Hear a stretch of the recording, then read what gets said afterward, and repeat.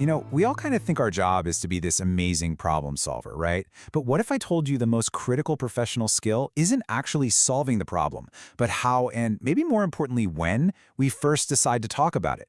That one little shift, it's literally what separates the real pros from everyone else. Okay, be honest. Have you ever seen a tiny little hiccup at work just explode into a full-blown all-hands-on-deck emergency? Yeah, we've all been there. So the real question isn't if it's going to happen again, but why does this keep happening in the first place?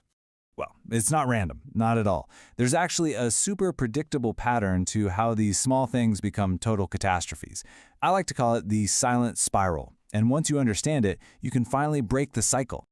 And you know what? The path to a full-on crisis it's shockingly simple. It all starts on day one with something small, right?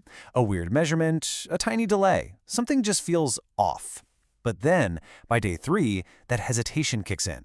We tell ourselves, nah, I got this, I'll figure it out. And boom, by day 7, it's way too late. The whole thing has exploded, and now everybody's in damage control mode. So you're probably thinking the real culprit was that first delay, right? Or that weird number. But you'd be wrong. The initial issue? That's almost never the real problem. There's something much, much more dangerous at play here, kind of lurking in the shadows.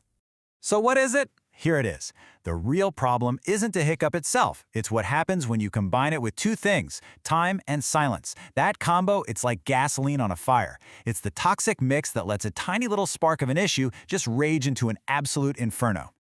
But here's the good news. The moment you break that silence, and you do it early, the benefits are huge and they're immediate. Your problems, they stay small. The solutions, way cheaper. And the whole process is just calmer, you know? Because you're being proactive, not just reacting to a disaster. And honestly, the issues themselves are just a whole lot easier to solve. Okay, so this brings us to a really big mental hurdle for a lot of people. I call it the professionalism paradox. See, we're all taught that asking for help or pointing out a problem makes you look weak. But what if I told you that real, true professional strength is the exact opposite? Yeah, it's time we completely redefine this. This right here, this is the massive shift in mindset we need to make. The old way of thinking, it's all driven by fear, right? Oh no, I don't want to look bad, I'll just keep quiet. But the new standard, the professional standard, it flips that completely on its head. It says raising concerns is your job. And that feeling of uncertainty, that's not a reason to stay quiet. It's the exact reason you need to speak up. All right, let's talk about that big fear head on. We're all afraid of looking incompetent, right? But the reality, it's the total opposite of what you think. When you communicate early, you're actually signaling that you're aware, that you're accountable, and that you're mature enough to get others involved. But silence, all that signals is that you're avoiding the problem and, ironically, it makes you look like you have no idea what's going on. This quote just nails it. If you wait until you're 100% sure, you've already waited way, way too long. That window of opportunity for an easy fix is slammed shut so fast. Waiting for absolute certainty is a trap, because by the time you finally have it, the problem's already 10 times bigger, and your options have shrunk to almost nothing. Being proactive means you have to act on the uncertainty. Okay, so we've talked a lot about the why. Now let's get into the how. This isn't just some vague philosophy, you know? It's a set of real, concrete behaviors. So let's walk through the actual playbook for how the pros really operate. So this playbook, it really boils down to 4 simple steps. First off, flag issues the second you see them. If something feels even a little bit off, say something right away. Second, ask questions. Don't just assume. Don't let that silence create all these negative stories in your head. Third, loop in your support system early. Use your team before things go sideways, not after the fact. And finally, number 4, prevent last-minute surprises. Seriously, nothing destroys trust faster than a bad surprise. And that last point about surprises is so critical. This quote says it all. Customers don't actually hate problems. What they hate is finding out too late. Think about it. Surprises just obliterate trust. People can handle bad news, you know? What they can't handle is being kept in the dark.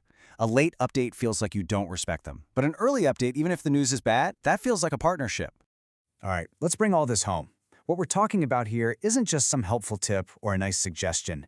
We have to start seeing this as a non-negotiable, professional responsibility. It's a core part of your job, just as important as any technical skill you've got on your resume. Because look, when things inevitably go wrong, this is where all the focus is going to land. The conversation is almost never about the initial mistake. I mean, mistakes happen, they're usually understandable. The real conversation is going to be about the communication failure. The silence becomes the real issue. And trust me, that is a much, much harder thing to defend. So look, if you only take away one thing from all of this, please let it be this simple idea. Say it early, keep it small. That little mantra, that's the difference between fire prevention and full-on firefighting. It protects your customer, it protects your team, and ultimately, you know what? It protects you. And that brings me to my last question. And this one's just for you. I want you to really think about your work right now. What's that one small uncertainty, that one little concern, or maybe just a question that you've been sitting on? What is one thing you can start flagging sooner, starting this week? Because that's the moment this whole idea stops being just a concept and starts becoming your new reality.